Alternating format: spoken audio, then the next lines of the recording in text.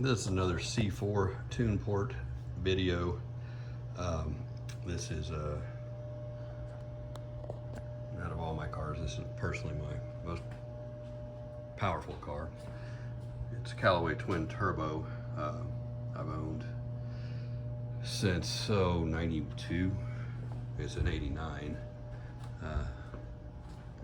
And it is number, you can see it on the spec sheet, but see what it is here. It's an FX3 Z51 car, which is rare in itself. And they call it number 34, which I don't even think they made that many this year, but it's a pretty rare machine, real nice shape. Low miles, always raced, never driven. This car I've been well over 200 miles an hour in. This is not a stock Callaway, although the block and head's never been out of the car. So call it stock for that matter. What I'm doing right now is changing the injectors on it. And this is the old Multec stuff. So we had the Multec injectors in here and they started, missing it, idle and everything, running bad, causing problems. Known about it for years, but just now getting around to doing it and taking a video in the process. Now what this car has that makes it, one of the aspects that makes it a little bit more powerful than anything else in its, Callaway class of one of these, is years ago I built this, in fact a friend of mine, Sam, helped me with it. He had actually done it for one of his cars and I got some of this stuff from him. And this is a extrude home ported plenum and runner set. And so that's actually the factory runner down there, or factory plenum, but it's been sent out to extrude home. So it's, everything you see is that big on it. And going through the throttle body, and that here is your air horn, which has 2 injectors in it. And so those injectors are fueled from this line that comes back from them right up here. You see it go here, here, and I've got it undone right here, and that ties into right here. And so I had to undo that to move it forward. But anyway, that's how the Callaway system works. And what it does is when it's under boost, it has a hose that goes in the car, and there's a device inside the car, so a little computer type device. It has some adjustments to it, not a programmable with a laptop. It's just a analog, very basic, with some potentiometer switches on it that you can adjust it, and it controls these 2 injectors up here. And so being that this is a semi-modified car, or actually modified car, the injectors you think would go bigger. Now we run stock injectors in this, they're 22 pound injectors, and it's going back with 22 pound injectors, because what happens is when it gets under boost, that system kicks this injector pair on, and those are 78 pound injectors. So it gets a whole lot of fuel from that. It's got a big Bosch pump in the tank. So that's where we're going with that. Now this is not an easy job, and I'm doing this because this is probably the single hardest Corvette that you can change the injectors on. Tune port's hard enough, as everybody knows. If you're a tune port guru, you may be looking for this. Now with these big runners on there, it makes it even tougher. These are really, really big and hard to deal with. But I'm comprehensively changing these, just meaning that I'm not taking it all apart. If this was a car that had never been apart before and it wasn't kept, just damn near a show car, perfect tuned car most of the time, and very clean, I would have just pulled the whole system off. But back when we did this here, Multec injectors were considered good. Now they're considered junk, and so they just aged, and the impedance goes bad on them, and they don't like ethanol fuel, of which this car's never ran, but that makes it even worse. That's probably why these have lasted as long as they have, because they never had ethanol fuel in them, but they still are problematic. And so I'll go over and show you the injectors in a minute. But one of the aspects that this car has, when Callaway designed these cars, the turbos are down low. Most people don't see that. They're underneath the car here, and you have to get underneath under lift to really see it. And then this is the up piped on this bank of the engine, coming up to feed actually Yeah, just it goes into the same plenum, back to here. And the intercooler's out of it. The intercooler sits right there, and they're sitting over there on the bench, upside down. There's a pair of them, one there and one on the other side of it over there. And those are the intercoolers that sit here, and then the air is ram air through here, forcing down, not only going through the intercooler, but blowing down on the engine to cool the whole thing down. And to get the air, Callaway had to go through this frame down here. Let me get a flashlight, because this is interesting. Very complicated, very hard car to work on. The hardest Corvette ever to work on. So this frame piece right here, you can see has, oh good God. You get down there, it has where the air goes through, and that goes through the pipe, and that goes straight back to the turbo. And then it goes through here, and that's a big add-on to that cross member that goes over here to your air filter. And so Callaway decided they would choke these cars down so much, and then when they were only getting 400 horsepower, they figured that was the weak link, and it was. And so they offered, I wouldn't say aftermarket, but to people who own the Callaway, they call this the Wonder Bar, because you know that's what that thing's called down there anyway, but the Wonder Bar. But the air goes through that Wonder Bar. This segment where it bolts out right there. And you take that out, put the bigger one in there, and so you have more air. And of course, at that point, that allows you, instead of starving for air, you can boost the turbos up. And we run about 15, 16, 17 in this car, just right in that range. And here's your other up pipe that comes up from the turbo down there. You can kind of see the turbo down in there. And these are custom manifolds that Callaway builds. They're actually very well built, very well ported. Shit, a Hooker's ain't as good as those, but they're big, they're nice. And so the system goes back up, goes through the intercooler and back into the air horn here and back into the engine. And so that's how it works. It's simple, but it's very hard to deal with. And none of this is computer controlled, other than that little microfueler. Everything runs off the basically stock computer on the L98 side of it with the injectors, because all it does is start adding fuel when it needs it, and it adds a ton of fuel when it needs it. This is one of their thermostat systems here. Pretty nice idea there. It helps keep it cool. So basically, it's apart. No injectors are in it right now. Very difficult to get out. And when you take a tune port car apart, basically you have to get on a stock tune port, you don't have to take the runners off. You'll have to loosen them a little bit, at least one side. This side we have both of them loose. I didn't want to break the gaskets loose from the bolts. The gaskets are still sitting in there, but they're loose.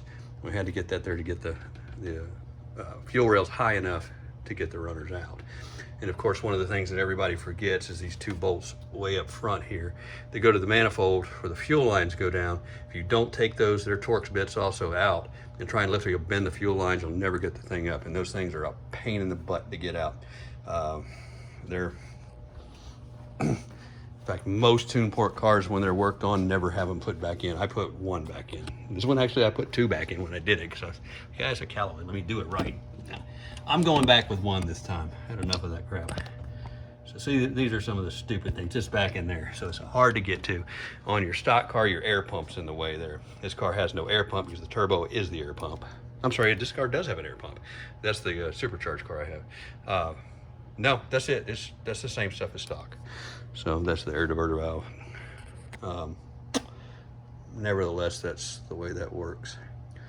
But this car has been, cleaned up, worked on over the years. It's just always kept up with it. So doing a fuel injector job is always time to probably do the intake manifold too. But on this car, we're not doing that. This is an adjustable fuel pressure regulator.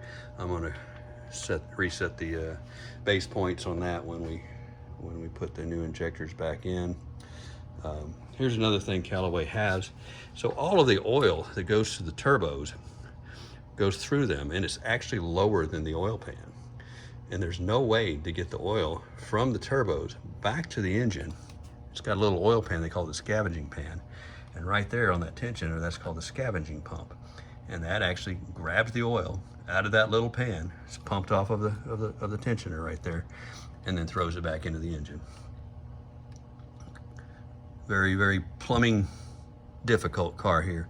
There's some of your Callaway plumbing that's usually just a rubber hose that goes over there, but they did this metal T for the radiator. It's got a big radiator in it. It's brass. What else? I'm gonna show you that's different on a Callaway. But one of the biggest problems, this is a ZF 6-speed car, which is neat. It's nice to have a tune port with a ZF, is the clutch. Even on a ZR1, the dual disc and all that stuff, we don't run that. It's got a spec clutch in this thing, and this thing is very, very heavy, and it has to. The biggest problem I had with this car, once I boosted it up and did all this work to it, got it to where it'll actually flow. This motor will pull hard to about 5,800 RPMs. I mean, really hard, and it's strong. And all of this makes a whole whopping roughly 700 horsepower, which is nothing in today's world, but makes over 1,000 foot-pounds of torque. That's the whole glory of this thing. And so this car in 5th gear, which it has 6, in 5th gear at 120 miles an hour, you get into it full boost, it'll just start blowing the tires off. And these are 315s on the back. So it'll get you killed pretty quick. And the boost comes in violently on these cars. It's not anything tame. So it's a special car, that's for sure. Unique. And it has its own Callaway belt because it's a different size for that tensioner and everything there. So I'll go over and show you the injectors. And these injectors are here's the Multecs.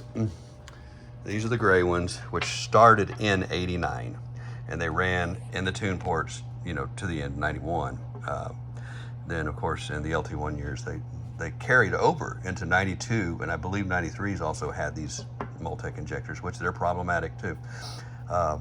So the new injectors, these are nothing fancy, nothing race, nothing super tuned, nothing, you know, guru'd out, but I got them, you know, from our guys at South Bay, so it's a shout out to South Bay there for any of you tune port guys. If you need injectors for your car, they got a whole variety of things, from used Ford ones, which are a good option for cheap, and to the brand new ones like this. And these were, you know, these are just like a 22-pound stock injectors.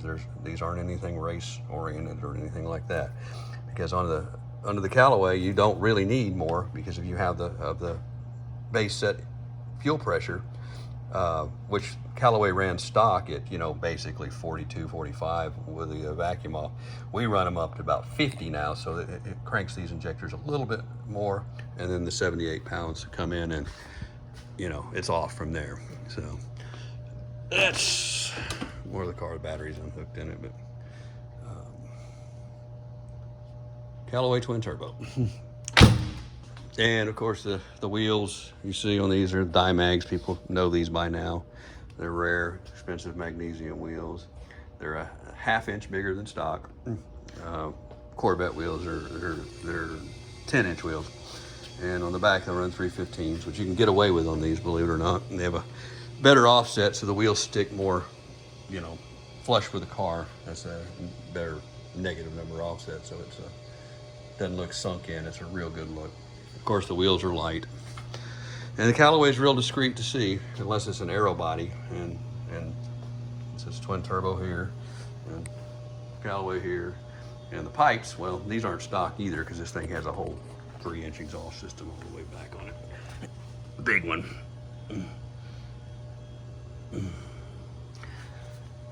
So you get some of that power out of it. That's what we got to do. But all in all, I'm knock on wood, you know, Callaway builds the lower end of these engines up. They have a lot of good parts in them. They're not a stock, not L98. It's a 4-bolt motor, splayed caps, all a bunch of aftermarket. I believe it has like Eagle rotating assembly in it, the crank and all that stuff. And I think these are the pistons or some big name areas or something like that they use in them. Of course, the compression is lowered a little bit over the tune port, which I wish it wasn't. If I ever had to build this back, I'd go back to 10-to-1 motor with the turbos. Got to run race fuel anyway. So we basically run race fuel in this car. Have to really get it under the full boost, but I don't run ethanol or E85 or any of that. I'm not spraying it hard enough with enough injector to do it, so don't want to mess with it. But E85 or no, excuse me, the race gas, non-ethanol keeps the system clean, and you can store the car for a while and not have to worry about it killing itself. What else? So that's it. That's what looks like under a Callaway twin turbo with the intercoolers removed, and the injectors out of it. So I'm going to start putting the injectors back in it in a little bit, and I'll do another video after it's kind of put back together. I'm going to set the fuel pressure and make sure there's no leaks. Usually when you do a tune port job, injector job, you want to change all of these seals out right here, because those things could leak too, on those pipes there. And there's a bunch of these on there. I'm not going to do it on this car because it didn't leak before, and it actually ran fairly okay. I just knew the injectors are starting to get bad. So this car drove in here fine, running, you know, as fine as it could be. Everything's good. We're just changing the injectors on it and hoping that we don't create any other problems doing it. Always on these cars, when you work on something this complicated and now this old, you can open a big old can of worms, and so I'm trying not to do that. So one of the things that Callaway has is this. I believe they made these a little bit bigger, and I don't know what their specs on them are, but I don't even know.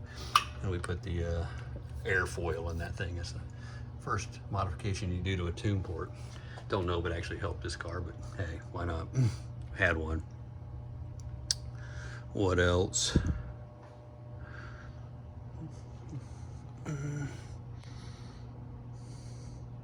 So yeah, so FX3 shocks, you know, this is rare to see in 89. You don't see many 89 cars that have that, and you know, the J55, the big brakes on a ZR1 brakes.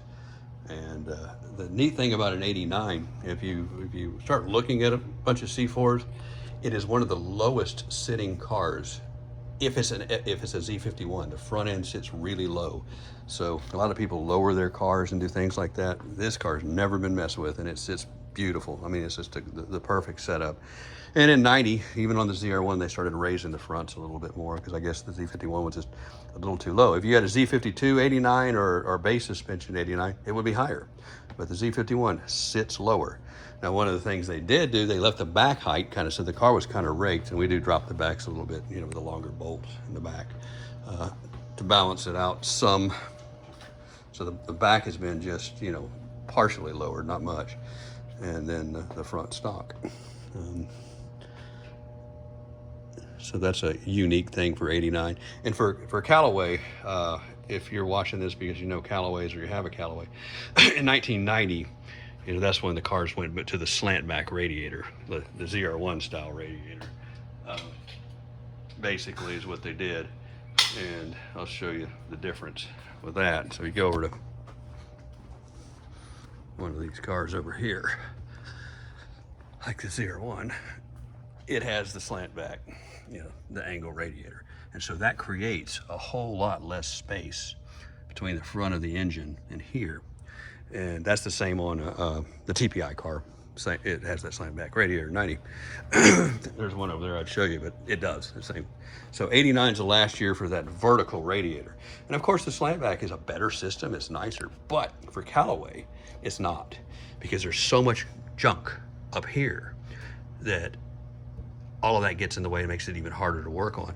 And then one thing that happens too is the Callaway systems for 90 and 91 don't really work as well as the 88 and 89.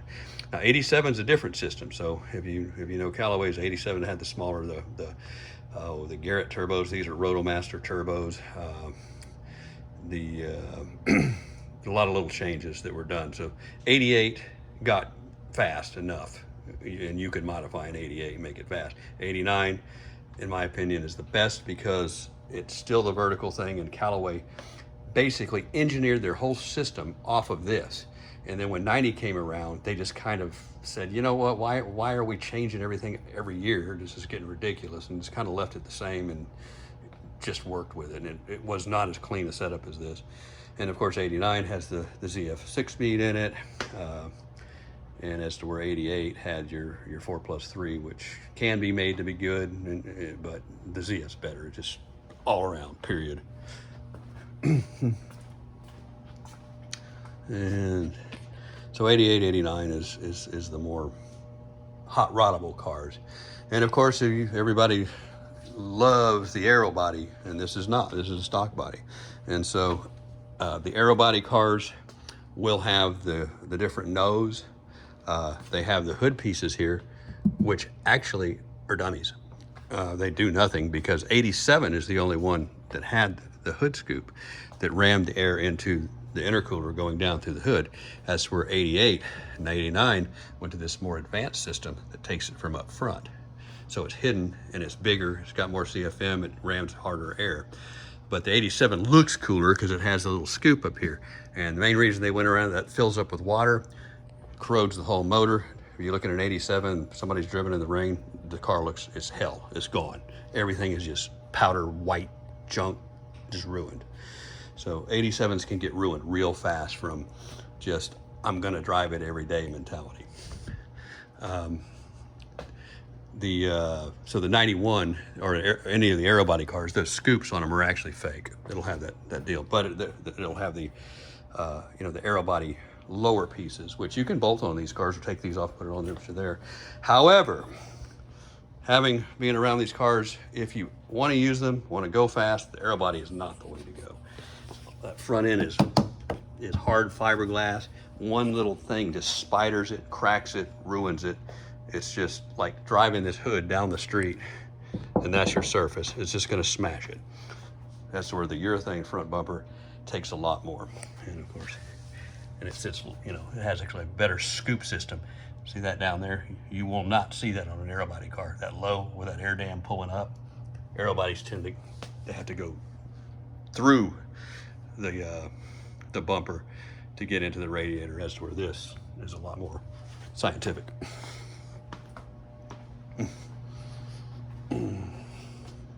So it just looks like another old Corvette, and that's kind of the sleeper thing. Oh, God, a Corvette, somebody threw some wheels on it. But it's fast.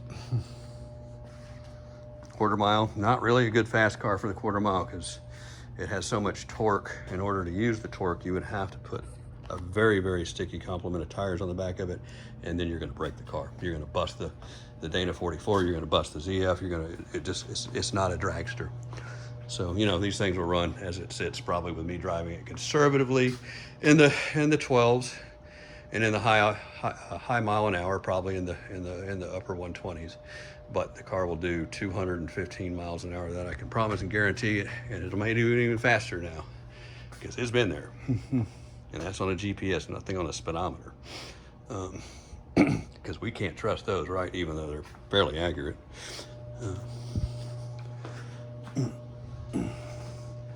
What else can I show you? So anyway, that's it. I'm gonna end this video. It's getting pretty long. Lot to these things. I'm making this video not only for you guys, but for me too, because I have to start thinking about all the stuff I forgot with these cars to put it all back together. I work on tune ports all the time, but the Callaway is one of those things I kind of dreaded to do this project, and now I'm kind of pumped about it because it's going well, knock on wood. And when we get it all back together and clean those polished runners, we polished all of that stuff. And I didn't show you the plenum. I'm sorry, I didn't even get to that. Let me show that real quick. This is the plenum, and it's a stock plenum. And it's been polished obviously on the top, but obviously big ports all through there, and all ported through up here. So this is a factory plenum that has been modified and polished to match those big extrude hone runners. This was not sent to extrude hone, it was just done by hand. But the runners and base were sent to extrude hone to match that diameter, which I don't remember what it was, but it's basically almost close to a little over ½ inch bigger than stock. So, and you can see that the intercoolers are actually smaller than that, which is, yeah, that would be better to have bigger intercoolers. It'd be better to have one that's as big as this table if you could throw it on the car, but it is what it is. Only so much room in these cars. But it's still stock, it's stock configuration, stock looking. but with a little added power. And then the motor, like I said, we've never been into the motor, but I did put in there, if you can see them, there's a roller rockers. And I believe I went 1.6 on this car since it's a stock cam motor. But, yeah, full rollers, guide plates. But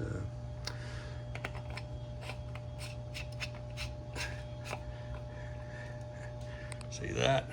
1550, 50 weight oil. People in the South start using that lightweight oil. They don't realize what they're doing in the heat. But newer motors are definitely better off with a little thinner oil than that. But these old tree fitties, that's definitely what you want to run. And I even run the ZR1s, and most of the cars we run either 2050 or 1550 here in Texas. So well, that's it. I'm going to shut this off now. Thanks for watching, and hopefully somebody got some knowledge out of this.